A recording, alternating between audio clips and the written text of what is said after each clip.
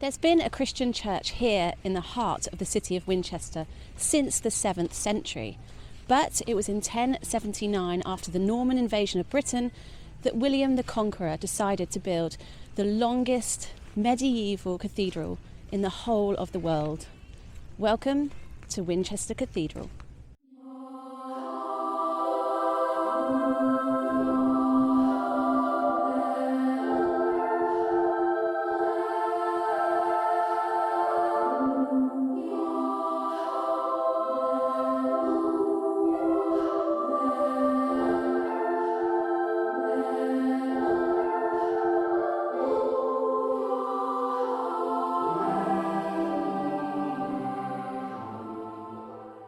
The ancient city of Winchester once served as the seat of Anglo-Saxon royal power and was, during this period, the capital of the Kingdom of Wessex. The magnificent cathedral that we see today was founded in 1079 by William the Conqueror, but just to the northwest we can still see the outline of the former Christian Minster, which was built by King Cenwalh of Wessex between 648 and 660 AD. King Alfred the Great was buried at the Old Minster in 899 AD. However, when the Old Minster was destroyed, Alfred's remains were moved to Hyde Abbey. During the dissolution of the monasteries in 1539, it is believed his tomb was raided. Exactly where King Alfred the Great's bones lie today remains a mystery. However, to commemorate King Alfred and his relationship with Winchester, this striking bronze statue was commissioned in 1899 and stands in the centre of the city.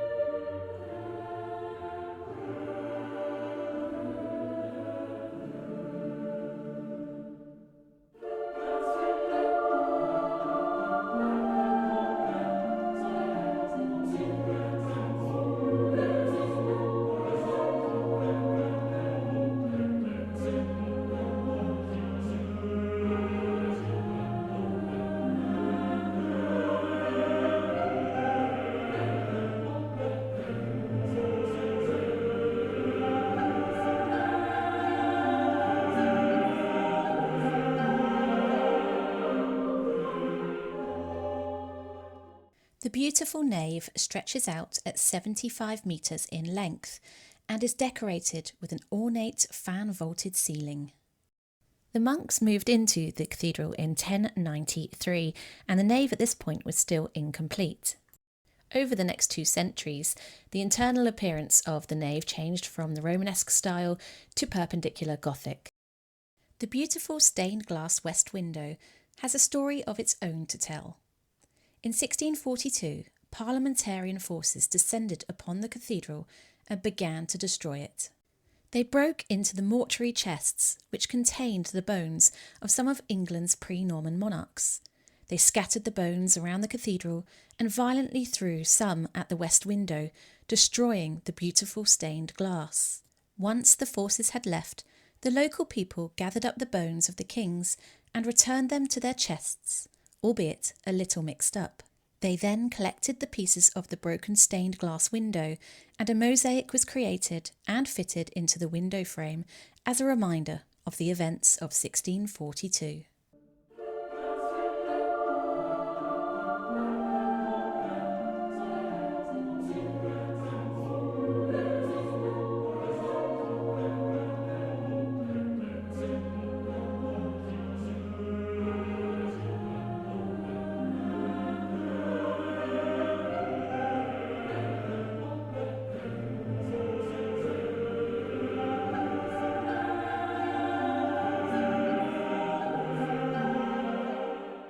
In the 1960s, some of the finest 12th century wall paintings in the country were discovered within the Holy Sepulchre Chapel.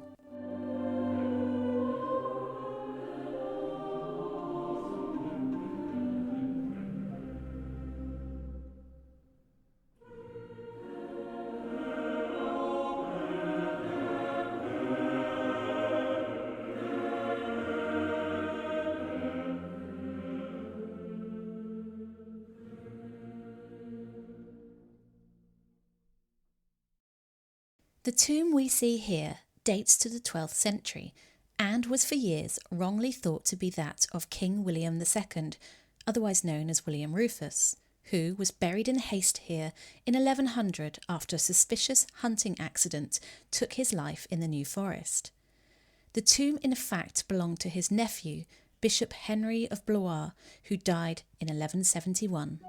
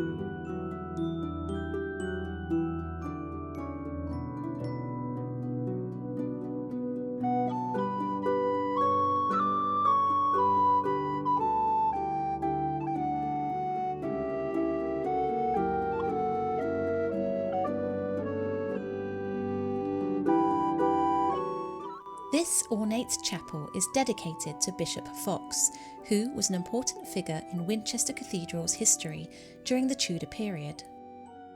Fox actively helped build and decorate later parts of the cathedral. 10 years before his death in 1528, the chapel was complete for his final resting place and features a morbid corpse effigy within.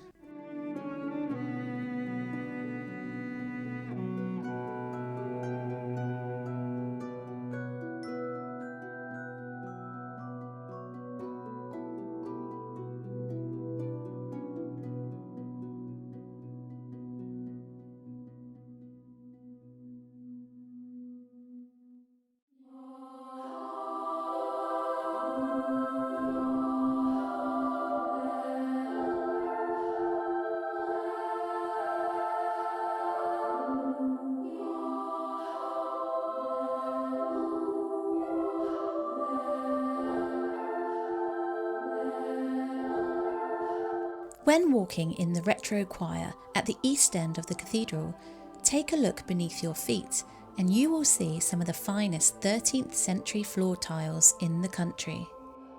Many of these medieval tiles have been worn by the feet of passers-by, yet some remain more vivid. You will also notice here that the ground seems to dip, and that's because in the early 1900s, the east end of the cathedral seemed to be in danger of complete collapse. Large cracks began to appear in the walls, and the foundations were heavily waterlogged. To rectify this problem, a diver by the name of William Walker was called in to help repair the foundations of the cathedral. Walker worked nearly every day for 6 years inside the flooded foundations and laid bag after bag of concrete. This allowed the groundwater to be pumped out, and bricklayers could then safely enter the foundations to carry out their repairs. William Walker has since been hailed as the cathedral's saviour.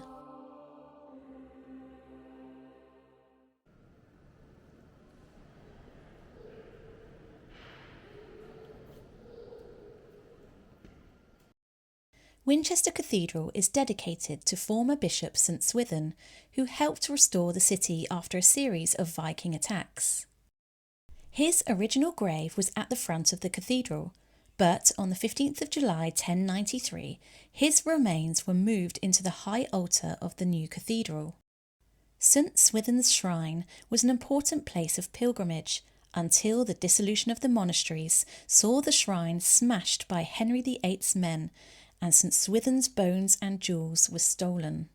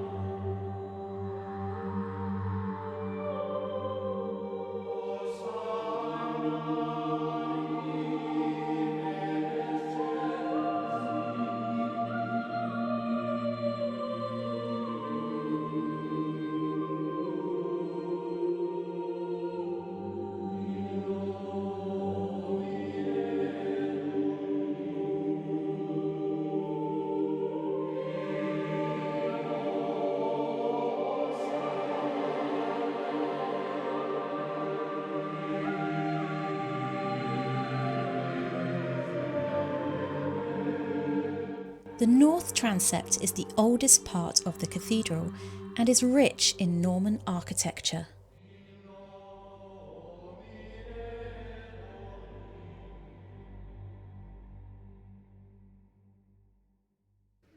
The north transept is also home to the crypt, which was built upon the high water table and often floods still today.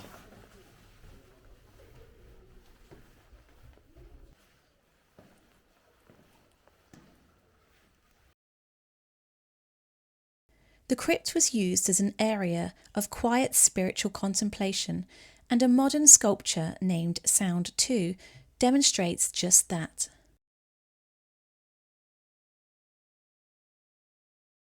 Fans of the famous author Jane Austen often visit the cathedral, for it is here that she is buried.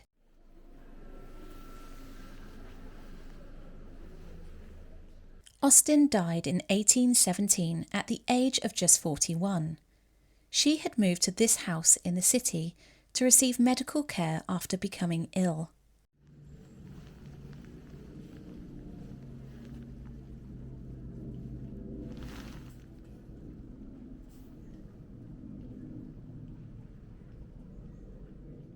Jane's father was a reverend, and many of the Austen family were clergymen too. These connections to the church may explain why Austen was granted a burial in Winchester Cathedral. Austen's books were published anonymously until her death. As her fame grew, it was decided that a memorial acknowledging her literary success should be erected next to her grave.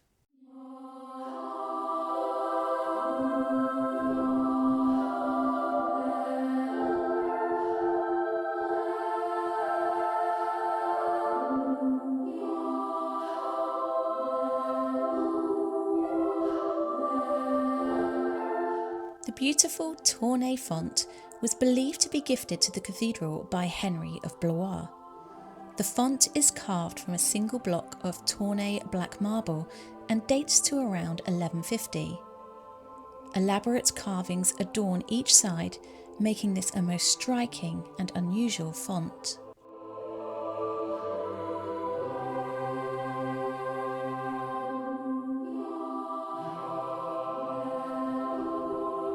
Locked inside special temperature-controlled cabinets are one of the cathedral's greatest treasures. The Winchester Bible dates to the 12th century and is rich in colourful imagery which tells biblical stories. The book consists of 4 volumes made with calf skins.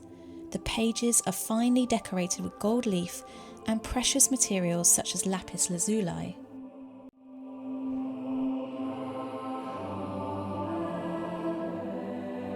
I hope you enjoyed exploring the magnificent Winchester Cathedral with me.